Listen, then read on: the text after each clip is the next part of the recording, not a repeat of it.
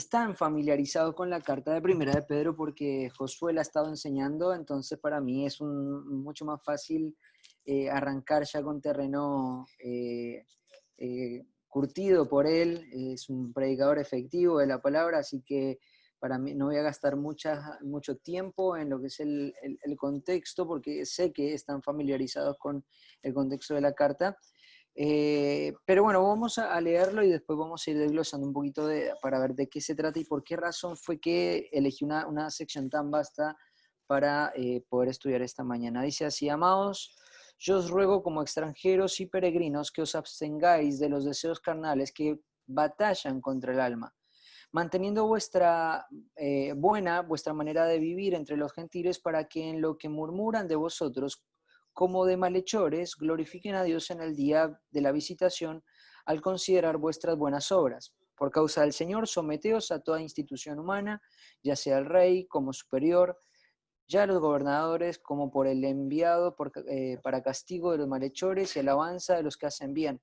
Porque esta es la voluntad de Dios, que haciendo bien hagáis callar la ignorancia de los hombres insensatos, como libres, pero no como los que tienen la libertad como pretexto para hacer lo malo, sino como siervos de Dios. Honrad a todos, amad a los hermanos, temed a Dios, honrad al rey. Criados, estad sujetos con todo respecto a vuestros amos, no solamente a los buenos y afables, sino también a los difíciles de soportar, porque esto merece aprobación si alguno, a causa de la conciencia delante de Dios, sufre molestias padeciendo injustamente. Pues, ¿qué gloria es si pecando sois abofeteados y lo soportáis? Mas si haciendo lo bueno sufrís y lo soportáis, esto ciertamente es aprobado delante de Dios. Pues para esto fuisteis llamados, porque también Cristo padeció por nosotros, dejándonos ejemplo para que sigáis sus pisadas, el cual no hizo pecado, ni se halló engaño en su boca, quien cuando le maldecían no respondió con maldición, cuando padecía no amenazaba, sino encomendaba la causa al que juzga justamente, quien llevó él mismo nuestros pecados en su cuerpo sobre el madero, para que nosotros, estando muertos a los pecados, vivamos a la justicia, y por cuya herida fuisteis sanados, porque vosotros erais como ovejas descarriadas, pero ahora habéis vuelto al pastor y obispo de vuestras almas. Asimismo vosotras, mujeres, estad sujetas a vuestros maridos, para que también los que no creen a la palabra sean ganados sin palabra por la conducta de sus esposas, considerando vuestra conducta casta y respetuosa. Vuestro atavio no sea el de externo, de peinados ostentosos, de adornos de oro o de vestidos lujosos, sino el interno, el del corazón, en el corruptible ornato de un espíritu afable y apacible, que es de grande estima delante de Dios. Porque así también se ataviaban en otro tiempo aquellas santas mujeres que esperaban en Dios, estando sujetas a sus maridos, como Sara obedecía a Abraham, llamándole Señor, de la cual vosotros habéis venido a ser hijas y hacéis el bien, sin temer ninguna amenaza. Vosotros, maridos, igualmente vivid con ella sabiamente, dando honor a la mujer como vaso más frágil y como coherederas de la gracia de la vida, para que vuestras oraciones no tengan estorbo. Wow, qué sección de la Biblia tan hermosa la que acabamos de leer.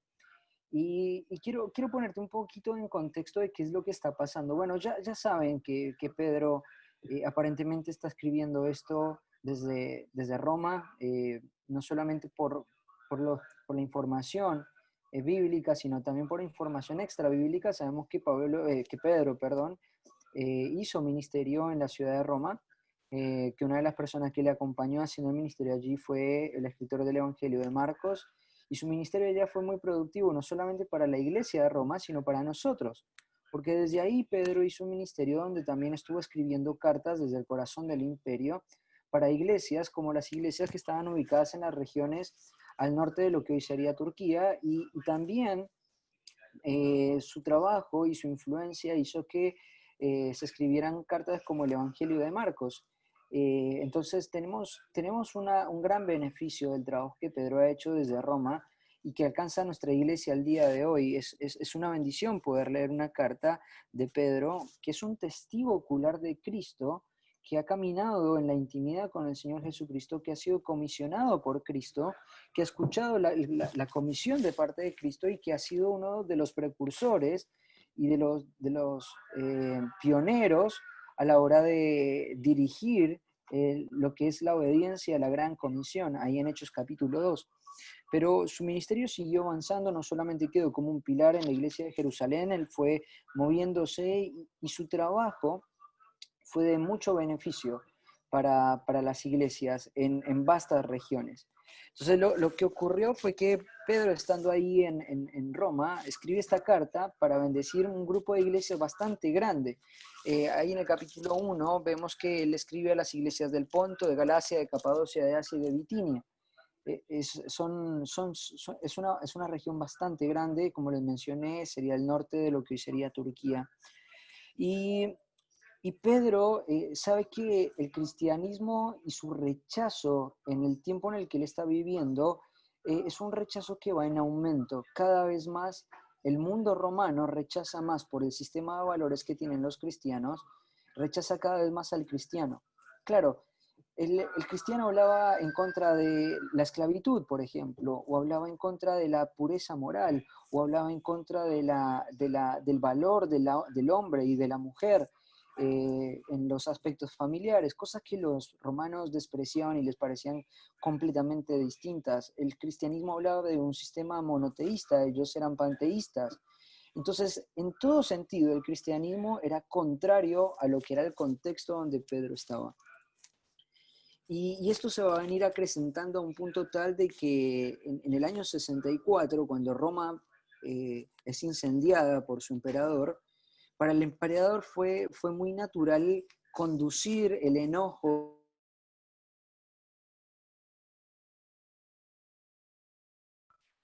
¿Alguien me...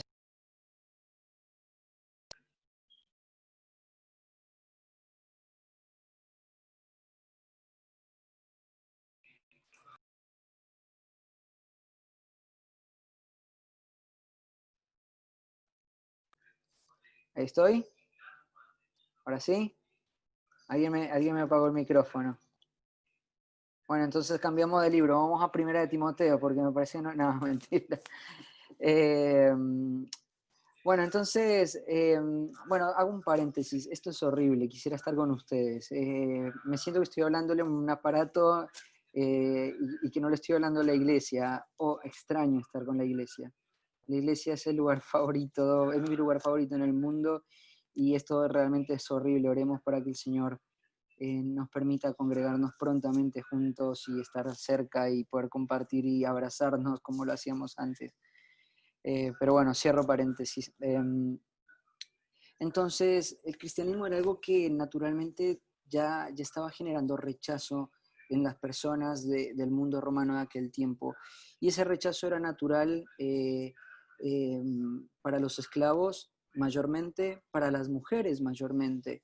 Era ese rechazo. Y por eso es tan natural poder entender algunas cosas que vamos a ir leyendo el día de hoy. Ahora, en la primera parte de la carta, como ya habrán estudiado con Josu, el gran tema de la carta hasta el capítulo 2, versículo 9, es el tema de la salvación. Pedro venía hablando acerca de la procedencia de la salvación, del impacto de la salvación, de la seguridad de la salvación, del beneficio de la salvación, ¿cierto? Del contraste de la salvación, ahí cuando habla de la piedra que para unos es preciosa, pero para otros la identidad que esa salvación nos da en el capítulo 2, versículo 9, cuando nos dice que somos linaje escogido, ¿cierto? Pues real sacerdocio, nación santa, pueblo adquirido por Dios. Esa es nuestra identidad como salvos. Pero tan pronto termina esa sección, Pedro empieza a tratar un tema que es bastante llamativo, que es el tema de la sujeción. Y la forma en la que lo va a tratar va a ser desglosándolo y viendo diferentes focos, diferentes grupos de personas. Ahora, me llamó mucho la atención y meditaba en este hecho. ¿Por qué Pedro es claro en hablar acerca de la salvación en su primera parte de la carta? Y como primer tema, después de tener esa sección doctrinal o tener esa base de la salvación, tratar el tema de la sujeción. Bueno, esto es muy sencillo, porque la sujeción es una dinámica cristiana. La sujeción es una dinámica que no puede faltar en tu vida. Ahora, esto era un desafío para ellos en ese tiempo, pero también es un desafío para nosotros en nuestro tiempo. Esto es un comentario que yo he hecho varias veces en varias predicaciones, pero tenemos que ser conscientes del mundo que nos rodea. Nosotros vivimos en un mundo posmoderno con una filosofía humanista que cada vez empuja a la humanidad a que piensa de que cada persona es su propio mundo y tiene el derecho de poder crear su propio sistema de valores y de creencias. Cada quien tiene su propia religión. ¿A vos te parece bien creer en Dios a tu forma? Yo creo en Dios a mi forma y no tengo que adaptarme a tu forma, no tengo que hacerlo. Para mí está bien como yo creo en Dios. Y vivimos en una era relativa donde todo parece ser relativo. ¿A vos te parece bien sentirte hombre o sentirte mujer o sentirte de cualquier género o sentirte jirafa, león? Está bien, no importa. Cada persona es un mundo y cada persona tiene su propio mundo y cada persona vive en una era de egoísmo sin precedentes en la humanidad. Y sin duda ese egoísmo nos va a llevar a la destrucción. Como en un momento el Imperio Romano fue destruido porque una de las cosas que el egoísmo llevó al Imperio Romano fue a destruir la familia. La familia no tiene esperanza si la filosofía que está empujando continuamente a las comunidades es a pensar en cada persona como un individuo desasociado de la sociedad, desasociado de la familia. Ahora, nosotros como cristianos no podemos permitir eso. No podemos dejar que la filosofía humanista, que el individualismo, que la mente posmodernista se introduzca en la iglesia. Ahora, lamentablemente ha ocurrido, y esto se ve en muchas áreas. Por ejemplo, se puede ver en la falta de sujeción a un pastor. Fíjate muchas veces que la gente va a las iglesias pensando de que el pastor está puesto en la iglesia para darte sugerencias, y es tu decisión si la tomas o no la tomas. Y en muchos sentidos es verdad, vos podés tomar o no tomar el consejo de tu pastor. Pero cuando vos lees Tito, capítulo 2, versículo 15, te das cuenta que él ha sido por Dios no solamente para darte sugerencias o consejos, él ha sido puesto para darte direcciones. Ahora vos decís, pero nadie me puede decir a mí qué es lo que tengo que hacer. Bueno, quiero decirte una cosa, la sujeción es una dinámica cristiana. Es tan importante que en la mente de Pedro, tan pronto termina de explicar la salvación, dedica toda esta sección que te acabo de leer, desde el capítulo 2, versículo 11, hasta el capítulo 3, versículo 7, para hablar acerca de la sujeción. Y la sujeción es algo que atraviesa a todas las personas de la iglesia. Hombre, mujer, trabajas en relación de dependencia, sos independiente, vivís en una comunidad, sin importar el partido político que abraces, la sujeción es algo que tienes que experimentar como una de las marcas de tu fe, como una de las evidencias de que has sido regenerado. Ahora, el mundo cristiano ha sido afectado por esto. Y por eso podemos ver otros de los diagnósticos del individualismo. Personas que migran de una iglesia en otra, piensan que la iglesia es un prestador de servicios. Y voy a buscar una iglesia que se amolde a las necesidades de mi familia y de mi persona. Y cuando encuentro una iglesia que más o menos se acomode a lo que yo quiero, ¿cierto? Ahí me voy a quedar. El problema es que nunca terminás de encontrar una iglesia que se acomode a lo que vos querés. Y lo que pasa es que personas están migrando de iglesia en iglesia tratando de encontrar eso. ¿Por qué? Porque no están pensando en la gloria de Dios, están pensando en ellos mismos. Porque ellos están pensando en la filosofía humanista que dice nadie me va a decir a mí lo que yo tengo que hacer. Yo voy a forjar mi propio destino, yo voy a forjar la dirección de mis hijos, yo voy a marcar el camino para ellos. Ahora, quiero decirte una cosa. Desde el momento que se te fue predicado el Evangelio, el plan de Dios era introducirte en una iglesia local. Era ponerte en una situación y era enseñarte acerca de este principio, la sujeción como un principio espiritual. Y ese va a ser el gran tema de toda esta sección. Y es por esa razón que elegí esta sección. Y mira cómo empieza. Empieza hablando acerca de yo les ruego como extranjeros y peregrinos que os abstengáis de los deseos carnales que batallan contra el alma. Quiero decirte una cosa, cuando uno está pensando en los enemigos del creyente, uno piensa en esos tres grandes enemigos, en el mundo, en Satanás y en tu carne, ¿no? Y generalmente lo que pensamos es que Satanás y el mundo, ¿cierto? Son los que están buscando para devorarte, para destruirte y para traer daño. Pero quiero decirte una cosa, adentro tuyo, ese enemigo que vos tenés, que es tu propia carne, no es menos peligroso y no tiene menos intenciones que los otros dos enemigos que tenés. Es interesante la expresión que aparece acá, porque dice que Los deseos carnales, nuestros propios apetitos, batallan contra el alma, batallan contra el alma. O sea, cuando vos identificás un pecado, por mínimo que sea, que viene de tu propia naturaleza, tenés que entender una cosa. Ese pecado mínimo no va solamente por una parte de vos, no solamente va por un pedacito de vos, no solamente va por un momento de vos. Ese deseo carnal va por toda tu alma. Combate contra toda tu alma, quiere destruir toda tu alma. Por eso cuando vos identificás el individualismo en el más mínimo rasgo, en el más mínimo aspecto, tenés que entender una cosa, por más de que sea chico, por más de que sea mínimo o minúsculo, la permisión de tu pecado, la permisión del individualismo, en tu mente, en tu corazón, va a ir por toda tu alma, va a ir por todo tu corazón, convirtiéndote en una persona totalmente egoísta, poniéndote a ti como el centro de adoración y haciéndote a vos el objeto de la idolatría. Y eso va a hacer que nadie te diga nada en la iglesia, que ni tu esposa te diga nada, ni que tus hijos te digan nada, ni que tu discipulador te diga nada, que ni el gobierno te imponga nada, que tu jefe te diga nada. ¿Por qué? Porque estás sumido y porque te has dejado consumir por un deseo carnal que se llama egoísmo y que va a ir por toda tu alma y combate contra tu alma y quiere destruir toda tu alma. Es como cuando hablamos acerca del pecado de la inmoralidad con los hombres, ¿no? Cuando estudiamos este tema con los hombres de la inmoralidad, nosotros hablábamos de la importancia de cuidar nuestros ojos. ¿Por qué? Porque cuando un hombre se permite ver lo más mínimo en la calle, una mujer que no es tu esposa, lo que tenemos que pensar no es, bueno, es solamente una mirada. No, no es solamente una mirada. Esa es la puerta para un pecado más grande y más grande y más grande. Y él va a querer toda tu alma, va a querer toda tu mente, va a querer todo tu corazón. Al principio te va a decir que es solamente eso. Te lo va a mostrar como que es un pequeño pedazo de vos, pero va por todo, va por absolutamente todo.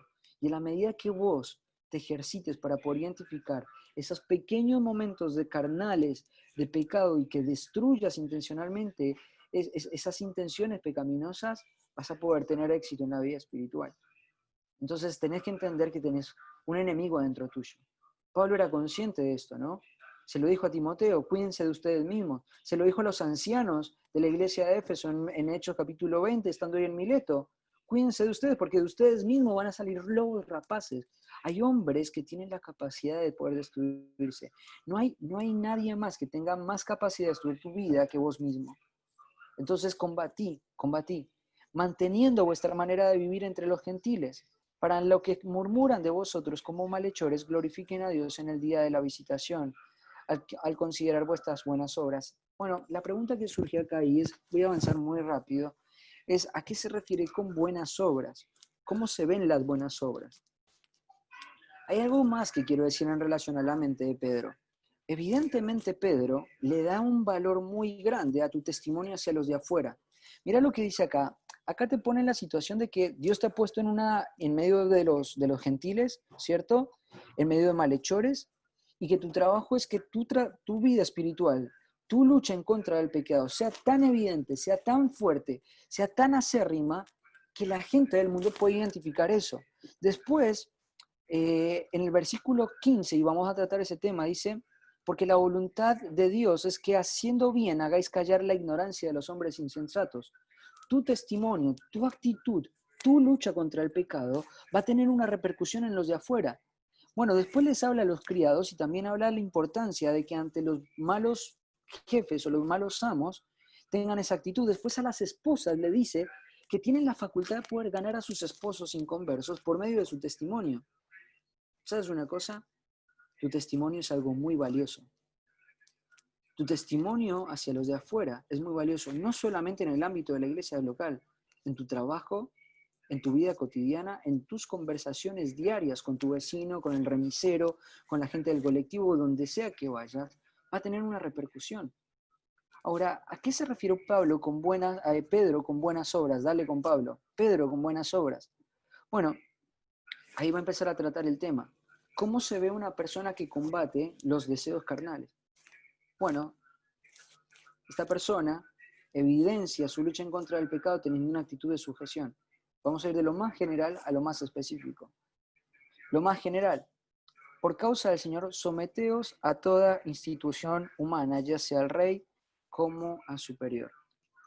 Ahora, este es un tema que nos toca muy de cerca y que a ellos también les tocaba muy de cerca, porque las autoridades de aquel tiempo veían a los judíos y a los cristianos mayormente como gente despreciable. Era tan así que si vos lees el libro de Hechos, te vas a dar cuenta de que Pablo, cuando fue encarcelado por las autoridades de ese lugar, en Cesarea Marítima, estuvo 2 años esperando a que su juicio fuese tratado. ¿Sabes una cosa? Vos podrías permanecer todo el tiempo que un emperador quisiera, o todo el tiempo que un gobernador, o que un senador, o que un gobernante quisiera, si él le placía. Y más si eras judío, y mucho más si eras cristiano, no le iba a dar importancia a tu causa. Y fue tan así que Pablo estuvo 2 años encerrado, esperando a que trataran su asunto, solamente esperando a que trataran su asunto.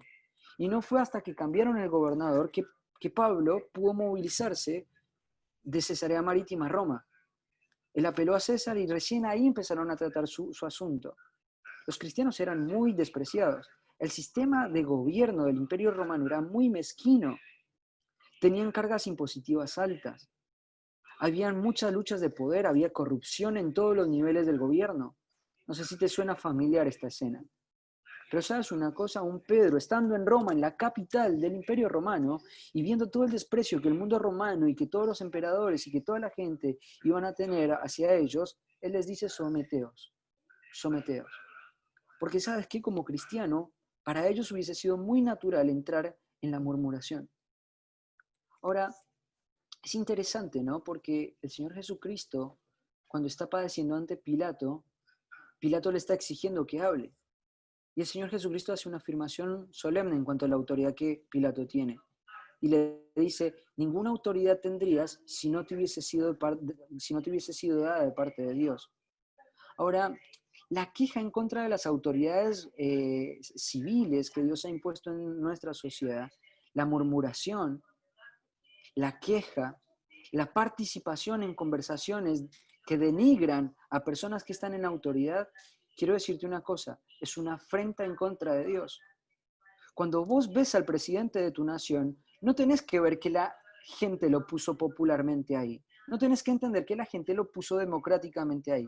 Tenés que entender que el Dios y amo de la tierra, que está sentado en su trono, tal como lo vio Isaías en capítulo 6, está sentado gobernando el mundo y lleva la historia del mundo hacia donde él quiere. Y nadie tiene autoridad en la tierra a menos que Dios se la haya dado.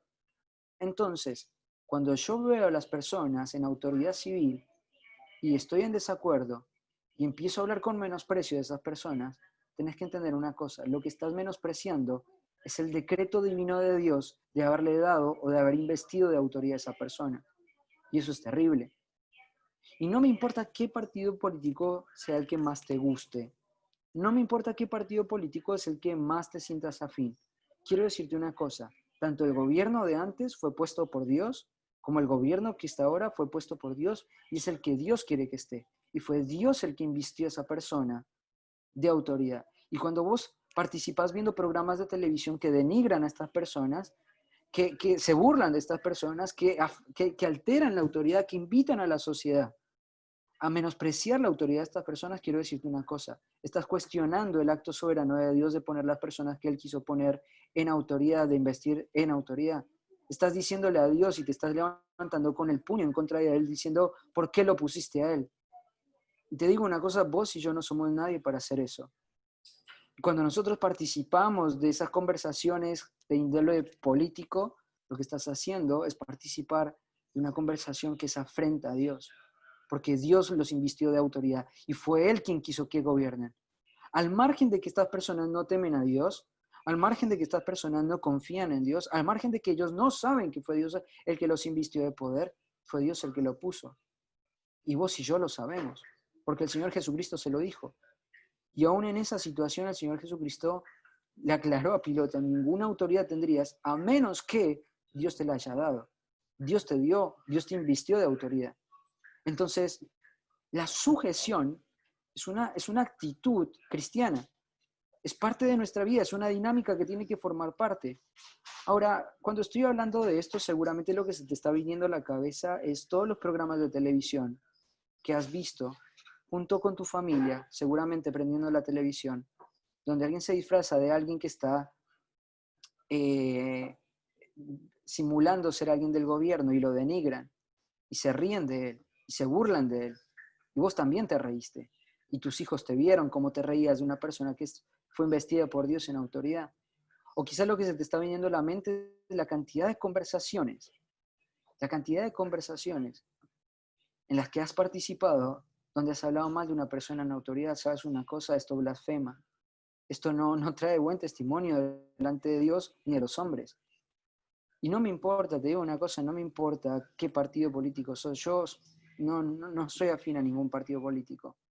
Pero entiendo esto, tengo que tener una actitud de respeto y de honra hacia las personas que Dios ha decidido investir en autoridad. Versículo 18. Criados, estad sujetos con todo respeto a vuestros amos, no solamente a los buenos y afables, sino también a los difíciles de soportar. Acá hay otro concepto y hay otro lugar donde la sujeción y donde esta dinámica de la sujeción espiritual se ve en la vida del creyente. Y es en el ámbito del trabajo. Ahora, vos estás muy lejos de comprender quizá lo que pasa en este tiempo, porque la esclavitud no la vivimos o no se ve como se vivía en aquellos tiempos. La esclavitud era la base del sistema económico romano. Ellos llegaron a ser un imperio muy fuerte porque pudieron subyugar muchas naciones y pudieron nutrir sus producciones, sus cultivos con mano de obra gratuita. Ellos tenían esclavos. Imagínate lo que sería para un empresario tener 10 trabajadores a los que solamente tenés que darle de comer. Eso sería un beneficio muy grande, ¿no? Bueno, Roma llegó a ser poderosamente y económicamente muy fuerte porque tenía un sistema de esclavitud muy grande. Y habían diferentes tipos de esclavos. Quizás en ese tiempo, si vos lees los libros de historia, los esclavos estaban en diferentes niveles. Habían personas que hacían trabajos más viles y habían personas que hacían trabajos más hogareños. La palabra criados es una palabra que está más asociada con una persona que está desarrollando trabajos en el ámbito de una casa. Estas personas se vestían muchas veces como cualquier otra persona, no había ninguna distinción, solamente que habían sido comprados por título y estas personas eran tratadas como objetos. Habían mujeres y hombres esclavos. Personas pobres que no tenían con qué comer eran voluntariamente esclavos para que trabajando para alguien, estas personas pudieran tener algo que comer. Entonces la esclavitud era algo común, era común en aquel tiempo. Ahora, ya te conté un poquito del contexto y es que para el cristiano no era fácil ser cristiano en la época en la que Pedro escribió esto, porque el cristianismo no era tan grande como hoy lo conocemos y los conceptos del cristianismo eran completamente desconocidos. Nosotros vivimos en una cultura cristianizada. De alguna u otra manera estamos en una cultura cristianizada. Ellos no, ellos vivían en una cultura totalmente pagana. Entonces, lo que ocurría en aquel tiempo es que vos eras un objeto, eras una cosa y eras considerado como una herramienta. Si te morías bien, si vivías, mejor. Te voy a dar de comer para que no te mueras porque me servís. Pero eras una cosa si eras un criado. No eras un empleado, eras una cosa, eras un elemento de trabajo. Ahora, obviamente este concepto se agranda mucho más o tiene mucha más repercusión cuando vos lo lees en el contexto en el que fue escrito. Estos hombres que están trabajando en su casa naturalmente sufrían el maltrato. ¿Por qué? Porque los cristianos sufrían el maltrato, naturalmente lo sufrían, ya en aquel tiempo, porque los romanos no les gustaban los cristianos. ¿Y qué cosa peor que ser un esclavo cristiano y tu amo se entera? Entonces lo que ocurría era que mayormente los esclavos cristianos eran tratados de una manera muy, muy cruel y muy difícil. Y lo que uno normalmente podría pensar es, bueno, pero yo soy un humano. Y la Biblia dice, como dice en Gálatas, que ya no hay esclavo, ni libre, ni hombre, ni mujer. O sea, ha sido comprado con la sangre preciosa de Cristo. Mi vida tiene un valor porque Dios me ha salvado. Pero Pedro está lejos de decir eso. Pedro lo que va a hacer es decirle a los criados que estén sujetos, que estén sujetos. Como le dijo a los creyentes que estén sujetos a la autoridad, a las autoridades, no importa cómo sean, no importa que sean malos, no importa que sean personas tiranas, no importa que sean personas corruptas, pues tenés que estar sujeto. En el ámbito laboral, estos criados tenían que estar sujetos. Tenían que tener una ética cristiana muy elevada. Este es un tema que también Pablo trata con Tito, ¿no? Cuando en Tito 2 le habla a los esclavos, les dice que no les respondan a sus amos de una manera brusca, de una manera respondona. ¿Por qué? Porque haciendo esto adornan la doctrina de Dios. Tienes que entender algo, y en la medida que yo vaya pasando por los puntos, quiero decirte una cosa. La sujeción es una dinámica cristiana. La sujeción es una dinámica cristiana. Y yo sé que te hace ruido y que tu corazón está diciendo, no, pero yo no estoy de acuerdo con el gobierno. No, pero yo no estoy de acuerdo porque en mi trabajo vos no sabés lo que es mi jefe. Mi jefe es una persona mala, es una persona que no me paga lo que me tiene que pagar. Mi jefe es una persona que que me trata mal. Y con todos los que hacen las cosas mal, con ellos se lleva bien. Y yo que hago las cosas bien, conmigo se lleva mal y me trata mal. Vos no entendés el contexto en el que estoy. Bueno, imagínate la situación de estos hombres que eran cosas, que eran consideradas como herramientas. Imagínate eso. Imagínate a esas personas que no eran valoradas como personas, que eran compradas como herramientas.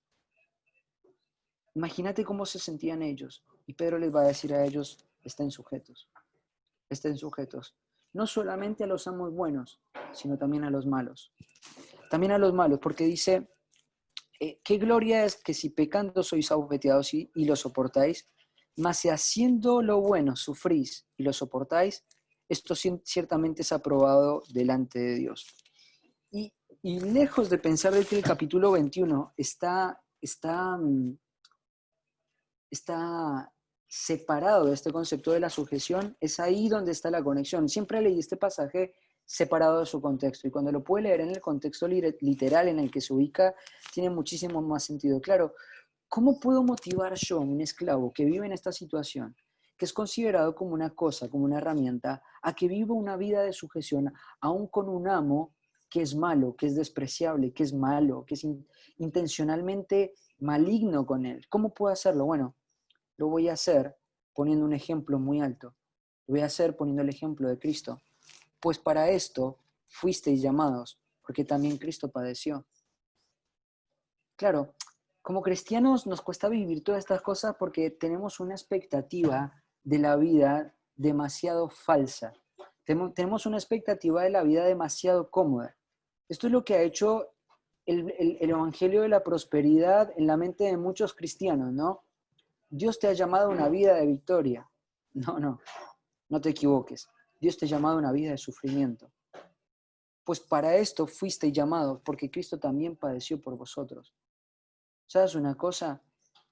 Pablo le dijo a la iglesia de Filipos, porque a ustedes les ha sido no solamente concedido que creáis, sino que también padezcáis por él. Es un versículo hermoso. La fe es un regalo de Dios, sin duda alguna. Es lo que dice Efesios capítulo 2.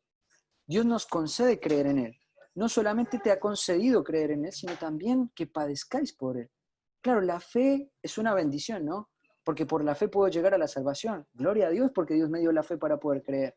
Gloria a Dios porque me dio la fe para poder llegar a ser su hijo, poder ser regenerado, poder ser salvado. Él me ha dado esa fe que me salva.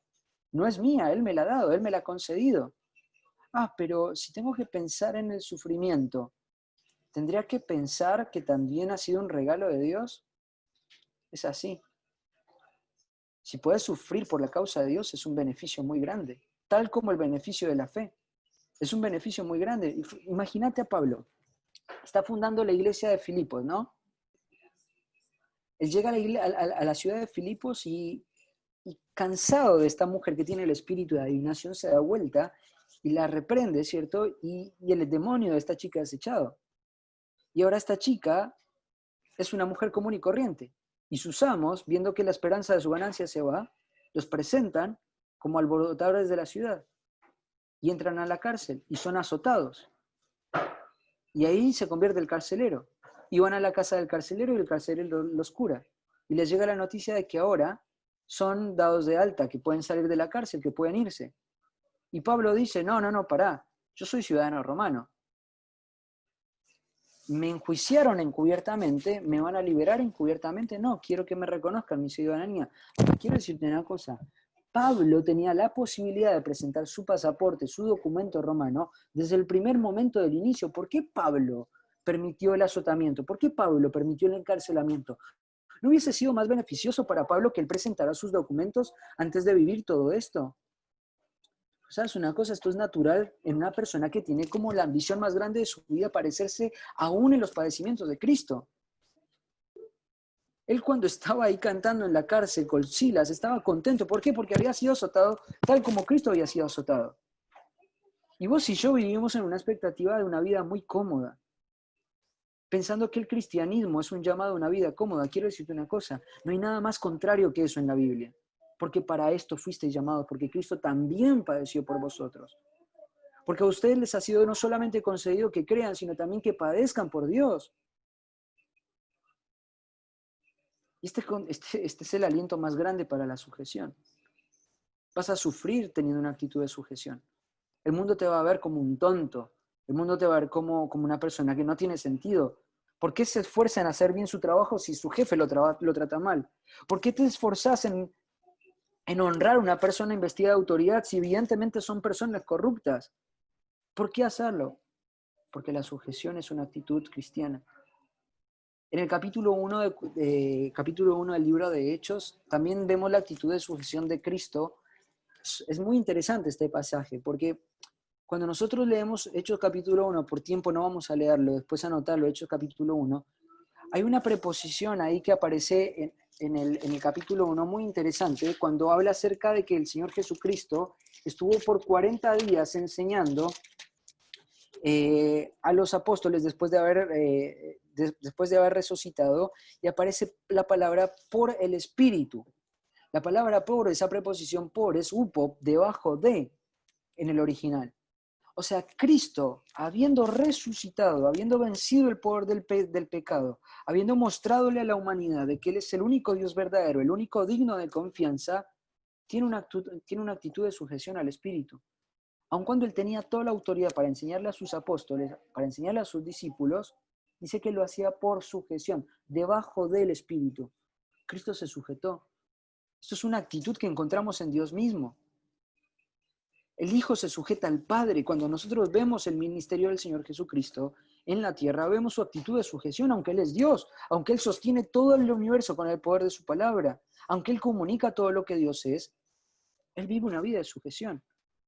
Y acá está el fundamento para todo. Claro, Cristo nos ha dejado ejemplo para que sigamos sus pisadas.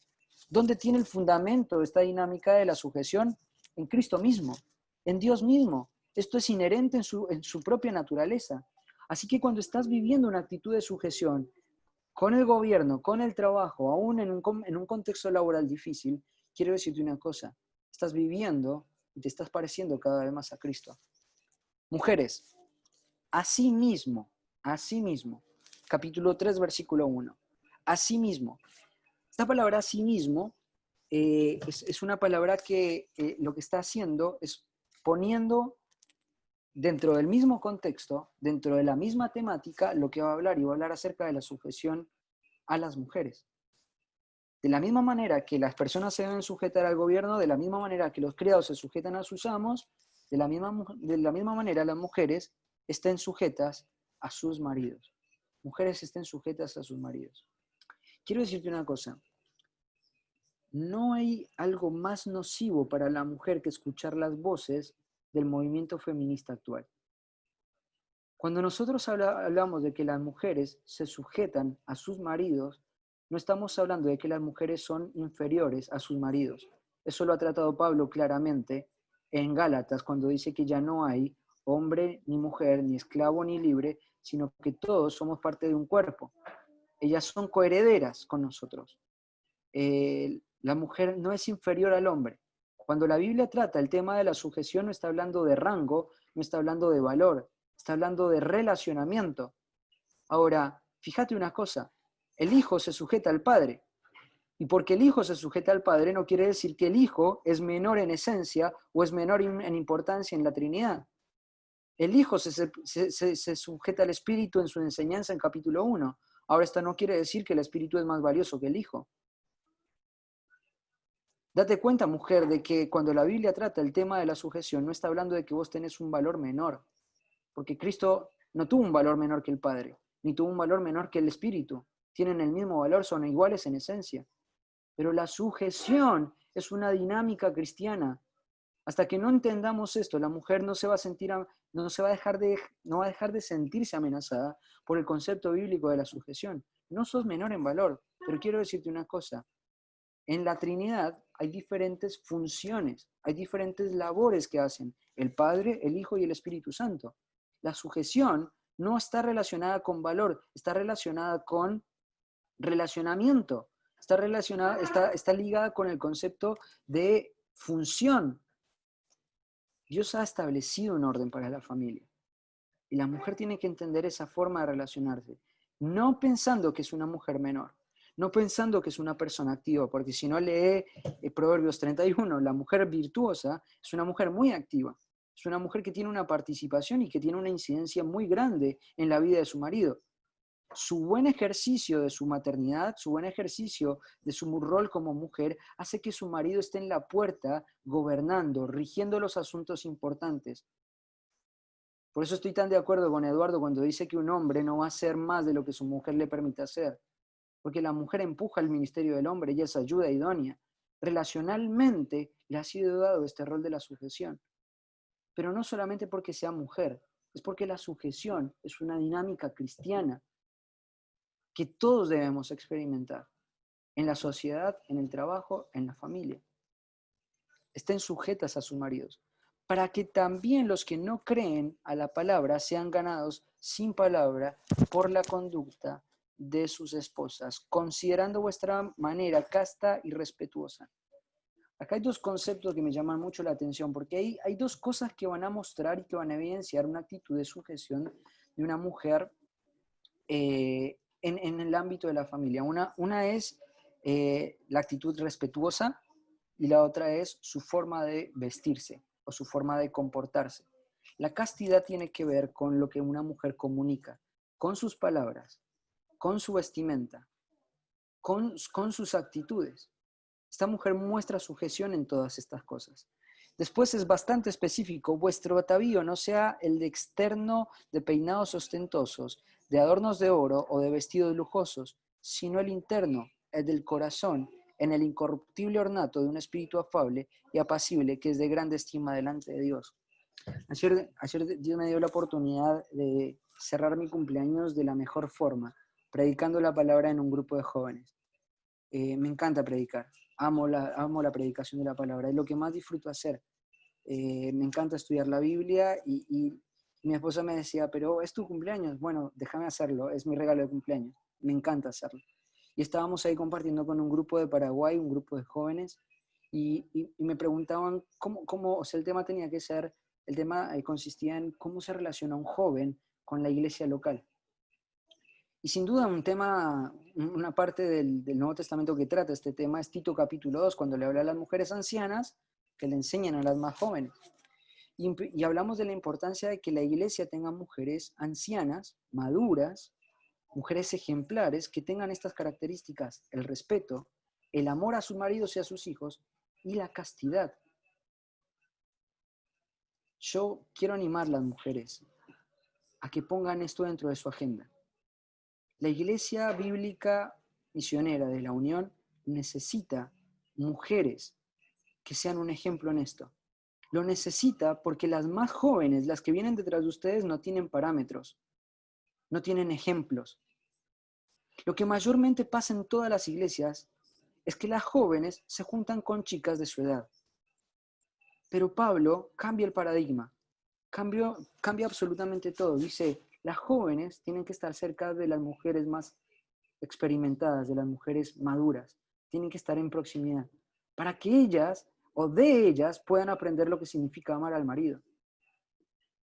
Cuando estamos en la consejería trabajando, vos te das cuenta de la cantidad de problemas que hay en los matrimonios jóvenes, porque los patrones de familia donde se han nutrido estas personas, donde se han nutrido estos jóvenes, son patrones de familia basados en el egoísmo. Y cuando entran en la relación familiar tienen miles de problemas, porque no entienden lo que primero significa su rol en la familia, porque no saben lo que significa el verdadero significado del amor, porque no saben lo que significa convivir con otro hombre. Y sabes una cosa, la iglesia necesita mujeres que modelen una vida espiritual, que modelen una vida de castidad, que modelen una vida de respeto, que entiendan y abracen su rol como una manifestación de la obra de Dios en sus corazones, para que las próximas generaciones de mujeres puedan ver a esas mujeres ancianas y maduras y puedan desear ser como ellas. Yo estoy tan en contra de eso de que cada generación es responsable de alcanzar a su propia generación. No, mi generación es responsable de alcanzar de la generación que viene detrás mío. Y las mujeres más grandes de la iglesia tienen que trabajar para alcanzar la generación que viene detrás de ella. Los jóvenes no tienen que alcanzar a sus propios jóvenes. Los jóvenes lo que tienen que hacer es buscar mujeres grandes, maduras, que sean ejemplos en su maternidad, que sean ejemplos en su forma de respetar a su esposo, que actúan castamente, que se visten castamente, y que sean un ejemplo tan claro para las más jóvenes que cuando las vean, esas mujeres digan, yo quiero ser como ella. Pero sabes una cosa, hay muchas mujeres que les falta algo que es esencial, una actitud de sujeción, una actitud de sujeción, una dinámica cristiana que es fundamental.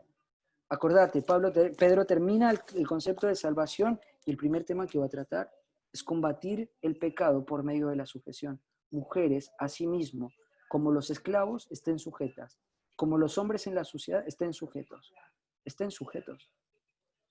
No desestimen el hecho de que ustedes se sujeten a sus maridos, porque es tan valioso que hagan eso que un hombre que no es creyente puede ser alcanzado porque una mujer abraza su rol, el rol que Dios le ha dado. Es muy interesante este concepto de la sujeción. Es una dinámica cristiana clara. Tiene que ser parte de nuestra vida. Ahora, los hombres se pensaron que la sujeción es solamente para las mujeres. No nos equivoquemos, varones. Mira cómo empieza el versículo 7. Vosotros, maridos, igualmente. ¡Wow! ¡Wow! ¡Qué palabra! Igualmente. ¿Sabes una cosa? Muchas veces los hombres piensan que ellos no se tienen que sujetar a sus esposas. Esto es un error grande. El hombre se sujeta a su esposa. Tiene que vivir la vida, tiene que vivir esta dinámica. Hombres, no piensen que están exentos de vivir la dinámica de la sujeción. Esa palabra igualmente es la misma palabra que Pedro utilizaba en el capítulo 3, versículo 1 a sí mismo. Es la misma palabra. Y lo que está haciendo es homologar este tema de la sujeción. Ahora, la sujeción de un hombre a una mujer no se ve o no cambia, ¿cierto?, en el relacionamiento, como lo dije. La sujeción tiene que ver con orden, tiene que ver con relación, tiene que ver con función, no tiene que ver con valor. Por eso el hombre también se tiene que sujetar a su esposa. Pero ¿cómo se sujeta a su esposa? Bueno, acá lo voy a aclarar. Igualmente, vivid con ellas sabiamente. La sujeción del marido a su esposa se evidencia en que este hombre no vive en la ignorancia de su mente. No es un sabio en su propia opinión. No es una persona que rige sus propios valores para su familia, que rige su propia agenda para su familia. Este hombre está sujeto a su esposa procurando ser un mejor esposo, procurando ser un hombre más fiel, procurando ser un hombre más biblicista, procurando ser un hombre que abraza la doctrina de Dios y que quiere cumplir con las demandas que Dios tiene para él como hombre en el ámbito de su familia. Hombres, cuando veas a tu esposa, quiero decirte una cosa, te tenés que sujetar a ella también. No sos exento de esto. Vos te debes a tu esposa. Y vos tenés que procurar ser un mejor esposo cada día más. No en ignorancia. La palabra vivir es una palabra que está ausente ahí.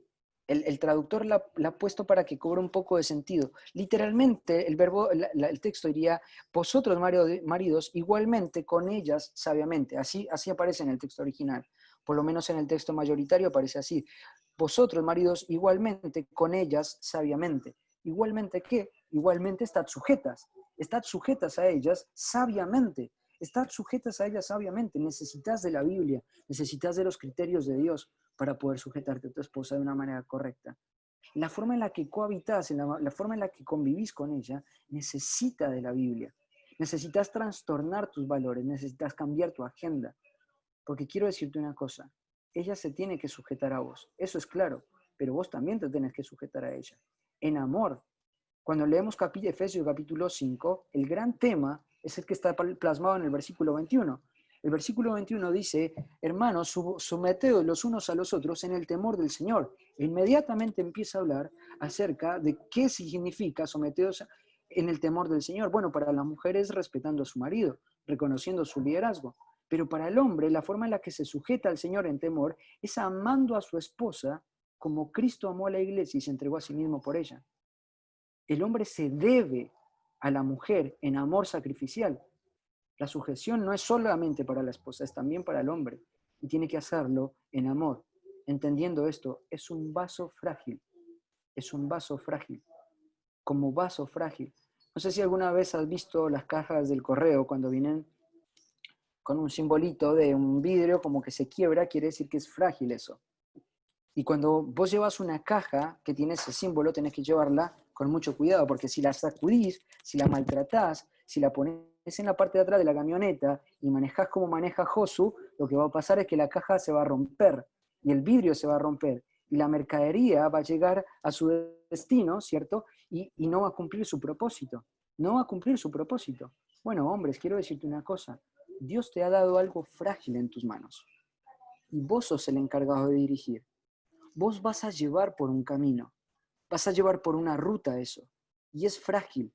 Si vos elegís un camino lleno de huecos, lleno de peligros, un camino que Dios no te ha dado para caminar, lo que va a pasar es lo mismo que pasa con la caja al fondo de la camioneta de Josu, se va a romper, se va a maltratar, y no va a cumplir el propósito por el cual Dios te la ha dado. Dios te ha dado, te ha dado un vaso frágil. Entonces no pienses que no debes sujeción a tu esposa, debes sujeción a tu esposa, porque la sujeción es una dinámica cristiana. Tenés un vaso frágil, es coheredera de la gracia de la vida. Este concepto de coheredera de la gracia de la vida es algo que evidentemente Pedro lo pone en la perspectiva de los hombres para que entiendan una cosa. Esa mujer que vos tenés que guiar, que vos tenés que pastorar, que vos tenés que gobernar en tu hogar, ha sido alcanzada y ha sido comprada con la sangre de Cristo. Es valiosa. Y si vos lo que estás haciendo es dirigir a tu esposa con una agenda egoísta, materialista, individualista, que solamente piensa en tu comodidad y en el egoísmo, quiero decirte una cosa, estás en un gran problema. Vas a rendir cuentas delante de Dios por tu esposa. Vas a tener que rendir cuentas delante de Dios por tu esposa. Por si te sujetaste a ella en amor, si la trataste como un vaso frágil, si la llevaste por las sendas que Dios te marcó y te pidió que lo hagas. Y si no lo hiciste, hombre, quiero decirte que Dios va a juzgarte y va a demandar de vos eso. Y vas a ser reo de una responsabilidad muy grande. Dios te dio una bendición muy grande, te ha concedido una gracia muy grande al darte una esposa. Es valiosa tu esposa. Guíala, pastoreala, cuídala como vaso frágil, como coheredera. Cuando la veas, acordate el precio que Cristo pagó por ella para salvarla.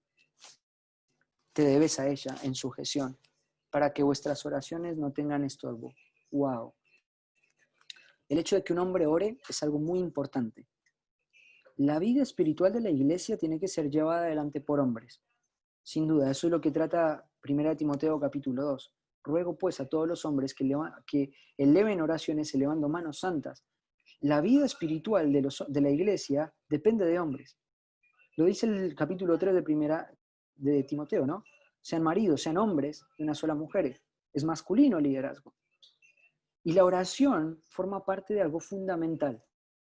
Tan importante que cuando la iglesia de Jerusalén estaba en una crisis muy grande en el capítulo 6, los apóstoles dijeron, no es justo que dejemos la predicación y las oraciones por atender a las viudas en las mesas. La oración es algo sumamente importante en la vida de un pastor. Ahora, quiero decirte una cosa, cuando un hombre no trata con vaso frágil, cuando un hombre no se sujeta a su esposa en amor, cuando un hombre no trata a su esposa como una coheredera del reino de Dios, quiero decirte una cosa, sus oraciones no sirven absolutamente de nada. Hay pocos momentos de la Biblia donde dice que Dios dice que no escucha las oraciones. Este es uno de ellos. Pero hay otro momento donde también habla de este concepto. Por ejemplo, en Isaías capítulo 1. Dice, ustedes me van a orar y yo no los voy a escuchar. Ahora, Si lees el contexto de Isaías capítulo 1 es muy fuerte. Mi pueblo no conoce, dice, el asno conoce la voz de su Señor. Mi pueblo no me conoce. Hijos de Sodoma, príncipes de Gomorra, le dice así al pueblo de Israel. Y la conclusión a la que llega es, ustedes van a levantar las oraciones y yo no los voy a escuchar. Es tan abominable el hecho de que un hombre no se sujete a su esposa en amor. Es tan abominable que un hombre trate su propia agenda y no lleve a su esposa como un vaso frágil. Es tan abominable que un hombre no trate a su esposa como una coheredera del reino de Dios. Es tan abominable que Dios no soporta escuchar a un hombre que hace estas cosas. Es abominable. Es abominable. Te pone en una situación tal de desprecio y de rechazo de parte de Dios que Dios no puede escucharte. Es tan importante la sujeción de un hombre a su esposa en amor que si no vive esta dinámica, Dios no lo va a escuchar en sus oraciones. Entonces, la vida de la sujeción es algo sumamente importante para los hombres, para las mujeres, en tu trabajo, en la sociedad. Sujetaos, sujetaos. Vivan esta dinámica. Pónganlo en su agenda. Pónganlo en su deseo más grande. Sea su ambición ser como Cristo, porque para esto fueron llamados. Amén. Bueno, Josu, gracias por la invitación. Espero que el Señor bendiga la predicación de su palabra y que sean desafiados por medio de ella.